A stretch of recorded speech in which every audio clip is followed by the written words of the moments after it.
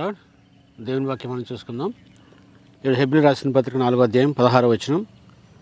గనుక మనము కనికరింపబడి సమయోచితమైన సహాయం కొరకు కృప పొందినట్లుగా ధైర్యంతో కృపాసింహాసనం వద్దకు మనం చేరుదాము.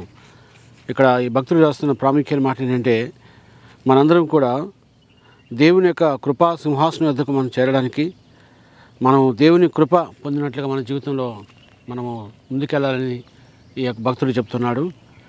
ఎందుకంటే దేవుని కృపా సింహాసనం దగ్గర మనకు అన్ని గొప్ప కార్యములు, ఆశ్చర్యకార్యములు జరుగుతాయని చెప్పి దేవుని వాక్యం తెలియజేస్తుంది. కాబట్టి దేవుని యొక్క మంచితనము, దేవుని దయ, ఆయన యొక్క కృపా సింహాసనం మనకు దొరుకుతుంది. కాబట్టి మనందరం కనికరించబడి, మనందరం కూడా మనం చేసినటువంటి పొరపాట్ల వల్ల, వాటన్నింటి వల్ల దేవుని కృపను కోల్పోయి అది లేకుండా ఉండకుండా మనము కనికరింపబడి, మనందరం కూడా దేవుని దృష్టిలో మనందరం కనికరింపబడి దేవుని కృపా కనికరం మన జీవితంలో పొందుకోవడానికి, మరి సహాయం కొరకు కృప పొందినట్లుగా ధైర్యంతో కృపా సింహాసనం తీసుకొద్దాం. ధైర్యంతో మనము దేవుని కృపా సింహాసనం దగ్గరికి వెళ్ళి ఆయన కృపను మనం వేడుకుంటే తప్పకుండా మన జీవితంలో మరి ఆశ్చర్యకాలు జరుగుతాయని మన దేవుని వాక్యం తెలియజేస్తుంది.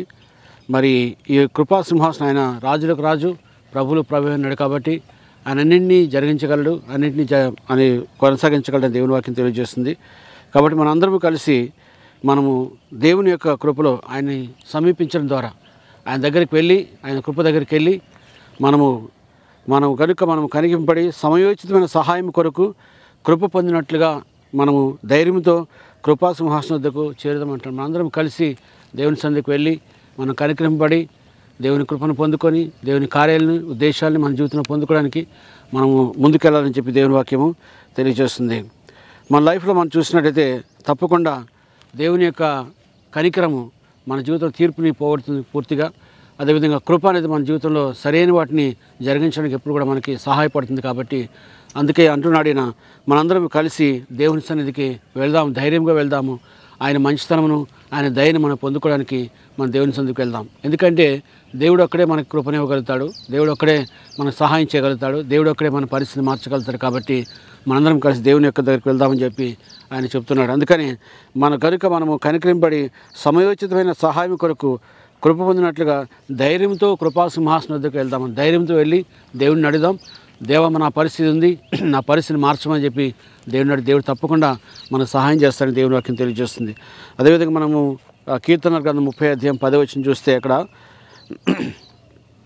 ఇక్కడ దావీదు చెప్తున్న ప్రాముఖ్యమైన మాట ఏంటంటే, యెహోవా ఆలకింపుము, నన్ను కరుణింపుము, యెహోవా నాకు సహాయకుడివై ఉండమని చెప్తున్నాడు. ఇక్కడ దేవుని యొక్క వాక్యం చూసినట్టు ఇక్కడ ఏం చెప్తున్నాడంటే, యెహోవా ఆలకింపు అంటున్నాడు. దేవుడిని అడుగుతున్నాడు, దేవుని దగ్గరికి వెళ్ళి అడుగుతున్నాడు, దేవా నా మొరను ఆలకించండి, నా స్థితిని ఆలకించండి, నా పరిస్థితిని మీరు ఆలకించండి అని చెప్పి దేవుడిని అడుగుతున్నాడు. యెహోవా ఆలకింపుము, నన్ను కరుణింపుము.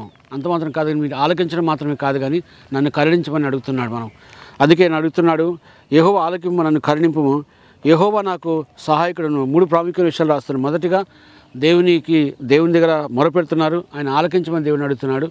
రెండవదిగా ఆయన అడుగుతున్నాడు, కరుణింపని అడుగుతున్నాడు. మూడవదిగా ఆయన అడుగుతున్నాడంటే నాకు సహాయకుడిగా ఉండమని చెప్పి దేవుని సన్నిధిలో ప్రార్థన చేస్తున్నట్లుగా మనకు కనబడుతుంది. దేవుడు తప్పకుండా మన జీవితంలో ఏదైతే ఆ సమయంలో ఏదైతే కార్యం జరిగించాలో ఆ కార్యం కొరకు దేవుడు తప్పకుండా మన జీవితంలో కదులుతాడని దేవుని వాక్యం తెలియజేస్తుందండి. మనం ఈ సమయంలో దేవుని దగ్గరికి వెళ్తే, ఇప్పుడు ఈ సమయంలో నాకు ఈరోజు మనకి ఏం కావాలో అది దేవుని తప్పకుండా అడుగుదాం. దేవుడు తప్పకుండా మన జీవితంలో జరిగిస్తానని చెప్పి దేవుని వాక్యం తెలియజేస్తుంది. ఒకసారి మనం ఆలోచిస్తే ఆయన కృప ఎంత గొప్పదంటే, ఎంత తొందరగా మన జీవితంలో మరి ఆ మంచితనము, ఆయన కృప ఏ విధంగా కొనసాగుతుందంటే అది చాలా ఫాస్టెస్ట్గా, చాలా త్వరగా మన జీవితంలో ఆయన కృప మనకి ఇవ్వబడుతుందని దేవుని వాక్యం తెలియజేస్తుందండి. అందుకే మనందరం కలిసి మరి అంటున్నాడు ఈయన, గనుక మనము కనికరింపబడి సమయోచితమైన సహాయం కొరకు కృప పొందినట్లుగా ధైర్యంతో కృపా సింహాసనంకి వెళ్దాం. దేవుని సన్నిధికి వెళ్దాం.